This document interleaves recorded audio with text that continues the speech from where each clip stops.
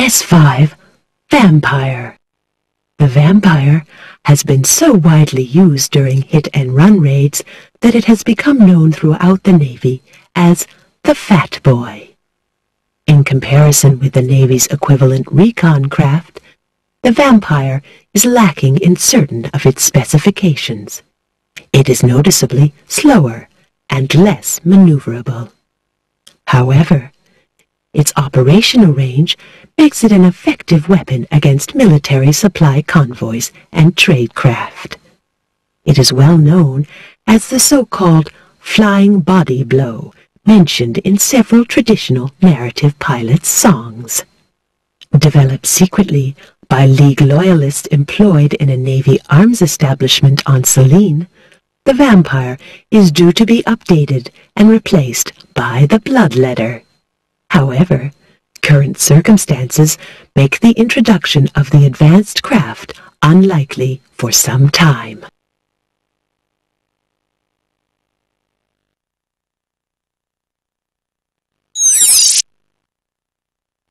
S4 Dark Angel. The Dark Angel was named by the civilian observers who first saw the S4 interceptor in action. As a Navy bomber squadron attempted to obliterate a food production facility within Diomedes, those witnessing the devastation suddenly saw the dark shape of approaching vengeance emerge from the distant field of stars. As it grew, it took on the form of an angel, an avenging angel, a dark angel. Those first Dark Angel's interceptors wiped out the enemy bombers, and a legend was born.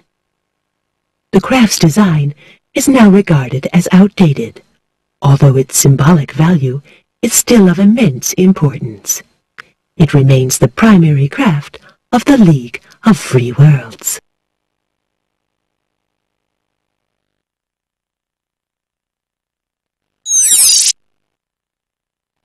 S9 Hydra. Originally developed as a small-scale scout craft known as Medusa, continual upgrades and modifications resulted in the fearsome assault craft now known as the Hydra. Of all the League's airborne military craft, it is the Hydra which is most frequently used to engage enemy units and render them harmless. It was initially employed in its current form during the famous plantation scandal of the uprising's late phase, during which Navy craft attempted to wipe out vast tracts of fertile land. The Hydra successfully stopped the attacks and was subsequently used in a number of offensive activities before entering mass production in a number of classified locations.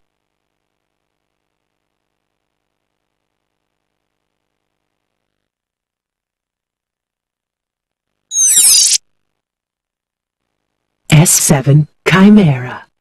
Developed by a League loyalist known only as Regis during the mid-phase of the uprising, the Chimera has proved itself time and again to be one of the League's greatest military craft. Little is known about Regis other than that he was awarded the Flower of Honor by the Father himself. He was then thought to be in such danger of naval retribution that his identity was changed and he vanished. The Chimera is a heavy bomber responsible for destroying large numbers of Navy fleet craft. This is vital, as current statistics show enemy fleet craft outnumbering the League's own by at least 5 to 1. The craft is able to operate over long distances, delivering a heavy payload with extreme precision.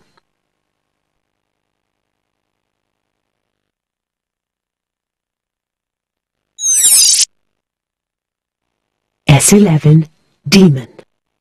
A maneuverable and powerful heavy support craft, the Demon was developed in underground bunkers created secretly by members of Gallinair's anti-Empire resistance. These bunkers were used as basic research bays and staffed by intellectuals previously employed in Empire educational establishments. Having joined an informal resistance grouping known as the Way of Hope, they pooled their accumulated knowledge and designed a number of small vehicles which could be used during anti-Empire activities. The Demon was the only project which was later improved upon by the League's more formal Airborne Development Division. However, so effective has it since proved, the Way of Hope is still fondly remembered and honored on League ceremonial days.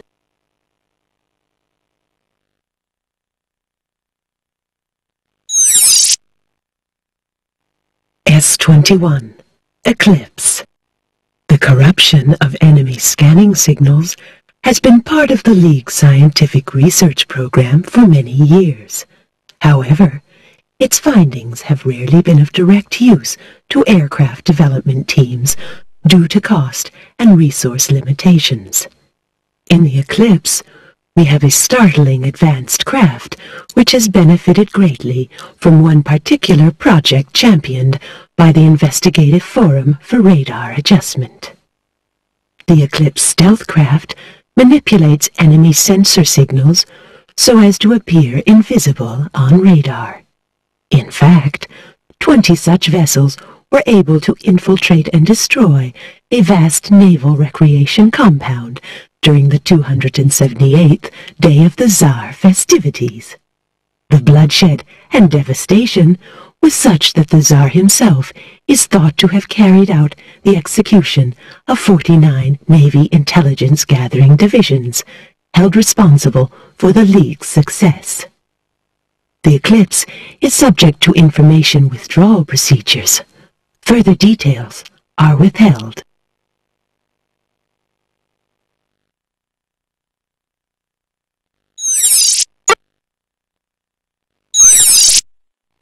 Frigate. The smallest class of battleship, the frigate is widely used by both Navy and League. The frigate was originally used as a means of policing and suppressing civilian populations during mid-phase expansion. It was later adapted for military use and equipped with as much weaponry as its design allowed. However, despite its impressive speed, it is still regarded as lacking in firepower.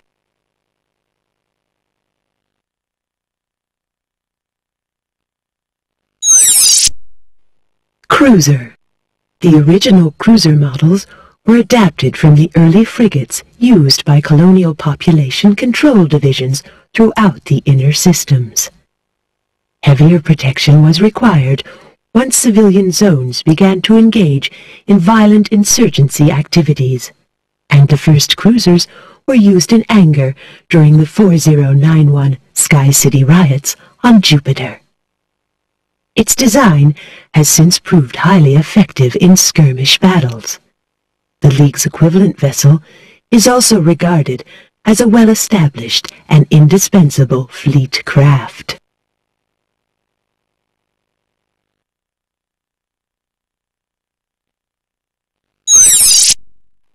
Destroyer.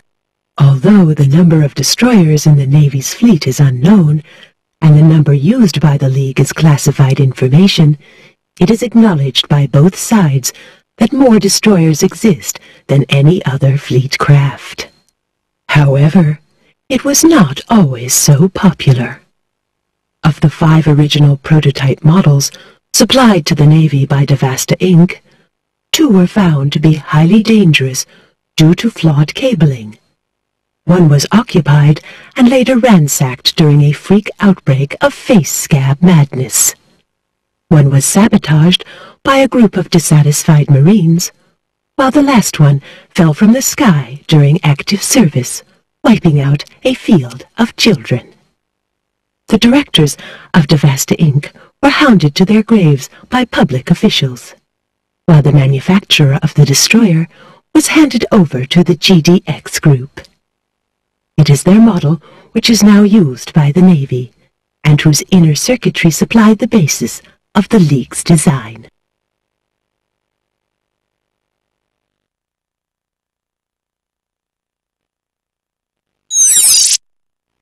Dreadnought. Following the success of their highly effective destroyer, the GDX group, based on an artificial moon in the Sol system, were allowed to submit proposals for a heavily defended, offensive vessel capable of engaging several smaller battleships. Early efforts included the doomed Panic Day automated attack craft, which was found to suffer from defective circuitry. During the second phase, however, GDX drew up plans for what they referred to as the Fearless Friend, a devastating and strong war craft. Following refinement, the craft was renamed the Dreadnought and was to become one of the most powerful weapons in space warfare.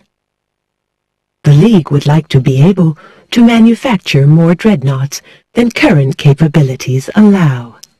However, resource rationing remains strict, and thus the Force feels itself to be lacking in such heavy offensive weaponry.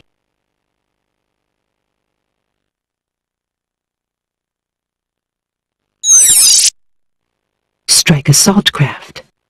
Cloak Facility will cloak the craft, allowing vessel to maneuver undetected.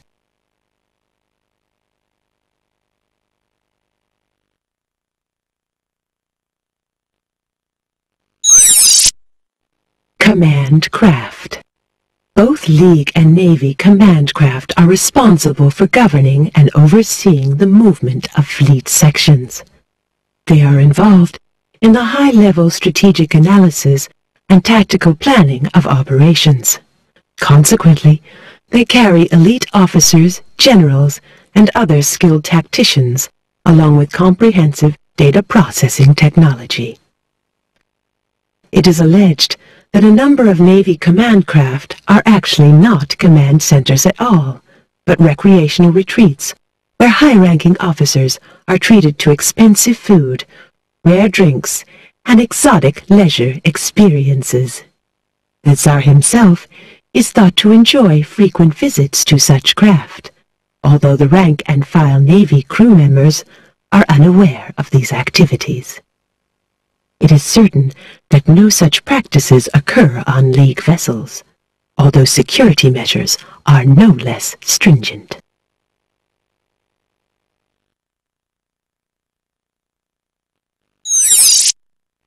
Titan. The origins of the Titan are unknown. It is a recent addition to the Navy's fleet, and is regarded by Empire commanders as the weapon which will ultimately smash the League of Free Worlds uprising. Analysis of the Titan's alleged capabilities suggests that it may be capable of destroying entire worlds, although such speculation is yet to be confirmed.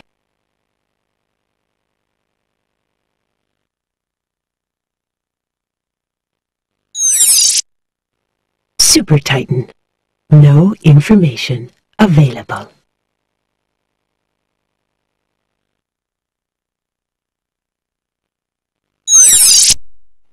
Cargo Transporter.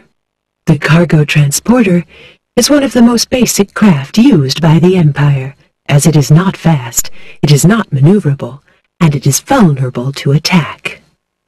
Its design has changed little since the early transport runs between Earth and the inner planets. The cargo pod is simply carried in the craft's underbelly and is attached by 2 electromagnetic clamps.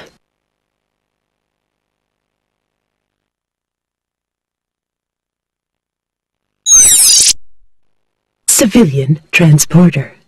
When the Sol system warp hole was breached for the first time in 4175, it was a civilian transporter which made that initial journey into the unknown. Although it is possible that the original transporter failed in this mission, there is no doubt that a transporter eventually breached the hole successfully, thereby establishing the first colony beyond Sol itself. Despite the legendary status bestowed upon it by Empire historians, the transporter is now a rather mundane means of transferring civilians between planets and industrial installations.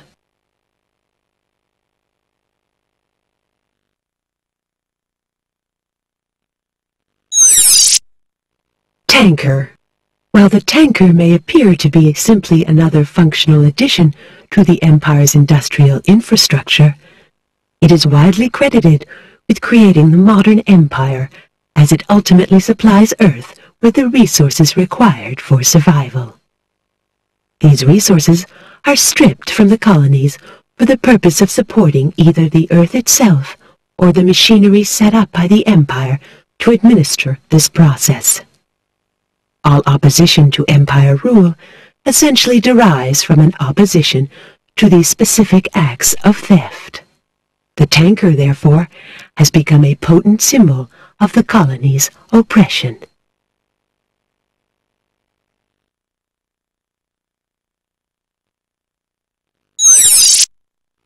War Sphere Battle Platform.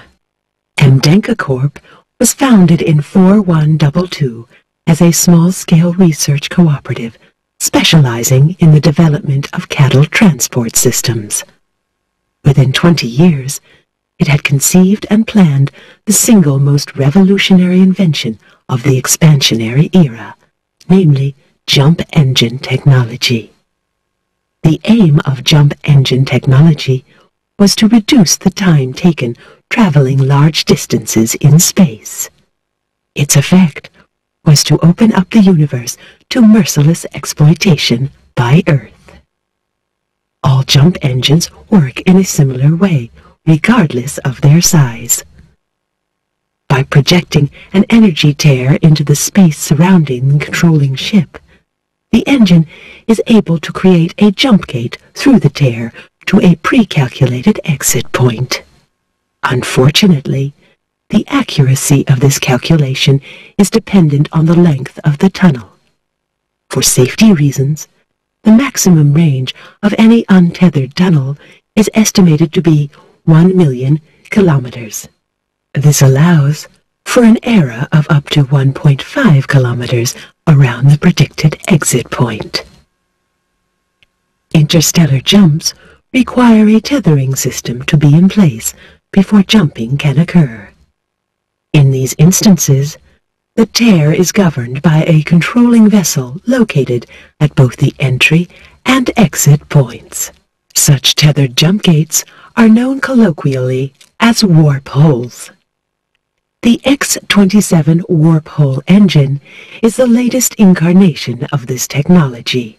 The model occupies the vast majority of the mass at the center of the War Sphere battle platform. These platforms, located at either end of a tear, are able to sustain a warp hole between two systems, long enough for many ships to pass. However, the huge power reserves required mean that warp hole opening is strictly controlled. Battle platforms can now be found throughout the occupied universe, as they are essential for warp hole communication between solar systems. Each system, requiring a link to another, must first install a suitable battle platform. One platform is required for each tunnel to each individual system.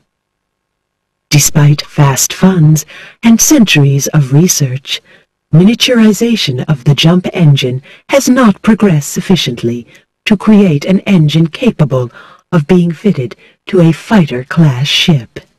However, small jump engines can be fitted to the majority of fleet craft. These are now regarded as a standard fitting for all fleet craft making interplanetary journeys. Any authorized ship may enter the jump gate, including the ship that created it. The traveling ship is then sucked through to the destination point.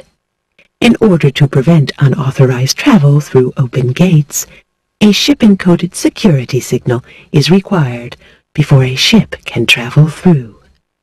If the traveling ship's signal does not match that required by the gate entry, the gate will implode, causing massive damage to the unauthorized ship. The amount of energy required to open a jump gate is exponentially proportional to the size of the traveling ship, and proportional to the distance to the target area. It is also affected by the length of time the gate is required to remain open. Consequently, due to current war resource rationing, it is impractical to open gates for general travel. Small ship jumping is only permitted where an immediate response or rescue is required.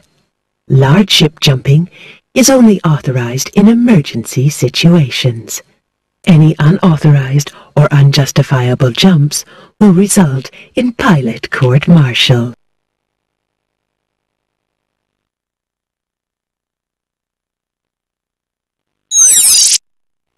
Starport. Following a series of scandals during the mid-phase of the uprising, in which Starport populations starved to death due to the maladministration of available resources, most starports now have limited powers of self-government. Operating under the ultimate control of a chief counselor appointed by the Empire's inner command, they are allowed to administer the distribution of resources among the resident population and share in the profits of the commercial and industrial facilities based there. Some starport populations are currently campaigning for planet status, although this is unlikely to be granted.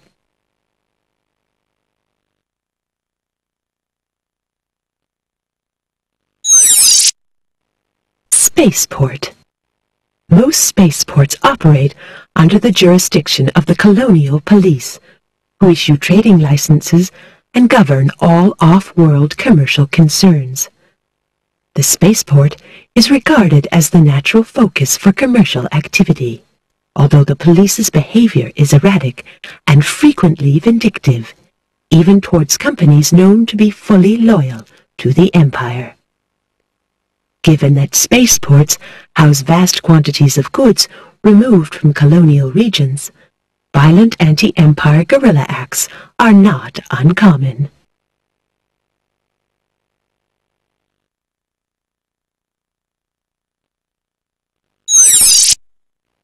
Space Station. Although many of the original space stations are now suffering from serious material fatigue, the installation of new space stations continues to similar specifications.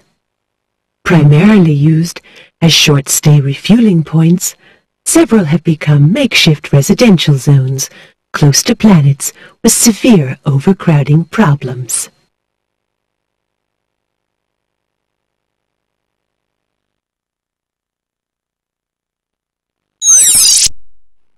Escape capsules. All currently operational craft are fitted with standard E-15 escape pods.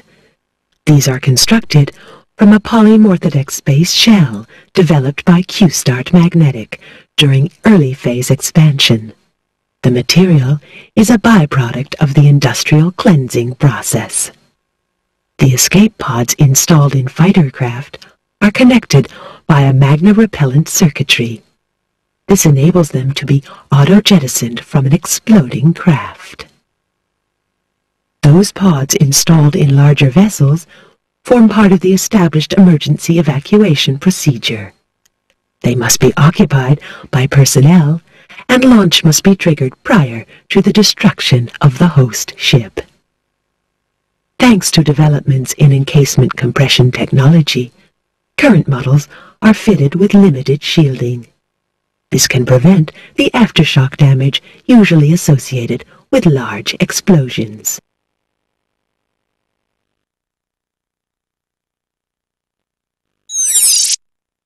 Warsphere Battle Platform. Mdenka Corp was founded in 4122 as a small-scale research cooperative specializing in the development of cattle transport systems.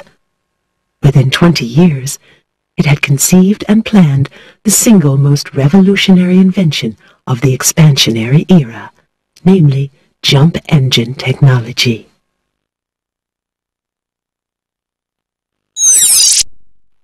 Arms Orbital. Information detailing the workings of the Empire's many arms orbitals is scarce. However, it is known that they are responsible for manufacturing much of the Empire's military hardware, and that they are completely automated.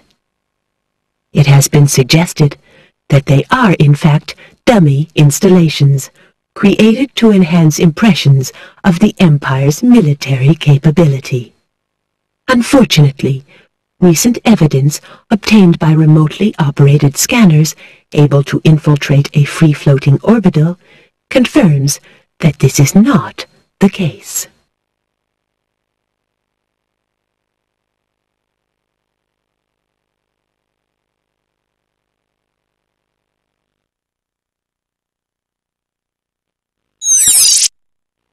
Mining Station. During the early phase of the expansionary era, Empire scientists submitted plans for the extraction of mineral deposits from asteroids. A number of corporations were commissioned to devise viable means of putting these plans into practice. The successful scheme was proposed by the Sol-based Emigre Inc. They were able to build their mining station directly onto the asteroid surface and use tractor beam technology to extract the required compounds. Mining installations are usually concentrated within dense asteroid fields, although there are a number of individual platforms situated in more isolated zones. These are established when the potential ore extraction levels are considered to be sufficiently high.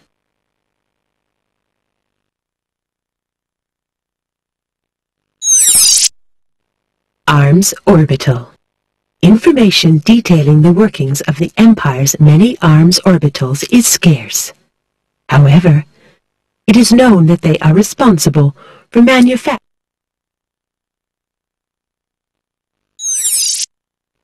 carrier. The original carriers were large, unpowered vessels capable of being towed by small, powerful craft. They were used to transport manpower to the early colonies.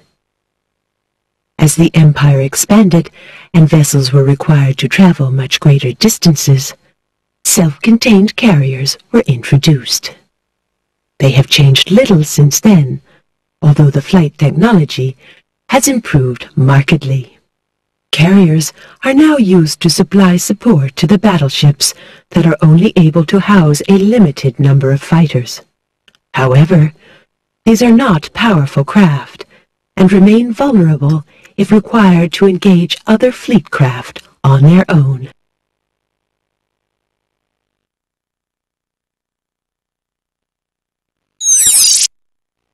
Frigate. The smallest class of battleship, the frigate is widely used by both Navy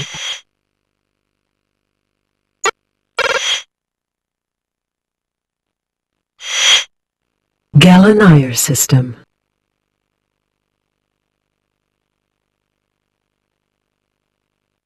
Draco system. Gallonier system. Draco system. The Draco system lies at the heart of the Earth Empire, housing large-scale weapon and flight craft manufacturing facilities. The 6 planets are lit by 2 suns, Helios and Hecate, which are believed to have mood-altering properties. While this may sound unlikely, neural data reports held by the Body for Objective Exploration suggest that empirical evidence highlights a genuine mood shift phenomenon linked to the 2 suns.